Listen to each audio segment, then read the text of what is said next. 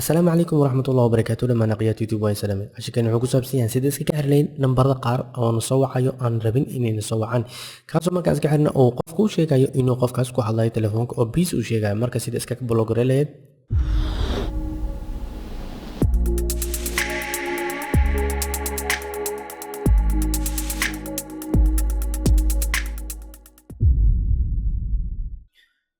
Android phone markaa furtid kadib aad tagtid Google Play Store ayaad tagaysaa si aad u soo degsatid sababtoo waa barnaamij free ah Google Play Store kana ayuu ku jiraa kadib waxaa leedahay call and blogger ayaa leedahay sidan ayuu ku qoran yahay kadibna install ayaa leedahay kadibna waxaa leedahay accept ayaa leedahay sida ugu shubtid kadibna markaa installka ku dhameeyo waxaan sameynaynaa waa furaynaa si aan gudaha u galno barnaamijkan wuxuu ku fiican yahay si dhaqso badan ayuu ka xirayaa open ayaa leedahay kadib markaa open daad wax yar aad sugaysaa kadib waxaad tagaysaa blog list ayaad tagaysaa si aad u furtid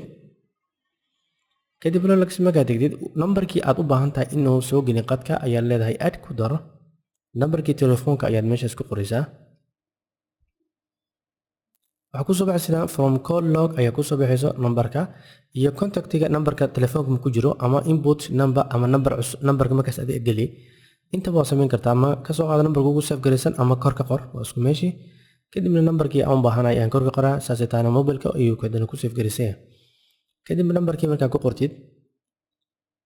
nambarkan ku qoro kadibna aan markaa nambarka ku qortay nambarka hadduu yahay nambar banaanka dibadda waa inaad furaha kula dhamaystirtaa haddii loo kala yahayna midka gudaha dhamaystiraysa kadib add ayaa leedahay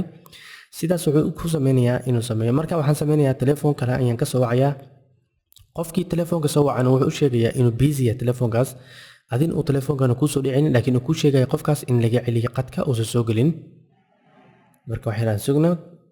marka hadda telefoonka ujeedaa waa la bloggareeyay telefoonka uu soo dhacay kadib markaan kor furno oo ujeedaa nambarka waa la bloggareeyay laakiin qofkaas wuxuu u sheegayaa inuu busy yahay telefoonkaas bis dhahay qofkan telefoonka uu ka dansan yahay laakiin busy ayuu u sheegayaa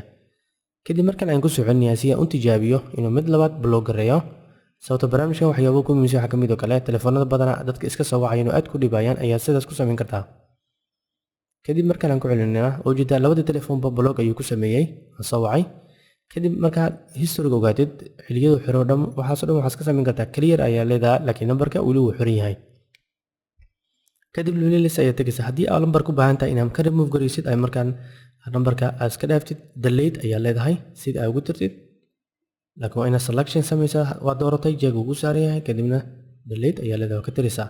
marka intaasoo kaliya waxaan ogaanaysaa mararka qaar telefoonada dadka aad ay ugu dhibaan dadka barnaamijkan wuxuu ka caawinayaa in telefoonkaaga nambarkii aad ku dhibaa inaad ka xiri kartid telefoonkana uu busy ka sheega ama nambarka u baahantay in waqtigan ku soo wicin telefoonka waa ka bloggareynaysaa kadibna busy ayuu sheegaya insha allah biidnillahi kariim ka faa'iiday soo wanaagsan wixii aqoontaadana walaaga u faa'iiday asalaamu calaykum waraxmatullahi tacaala wabarakaatuh wajazaakum allahu khayran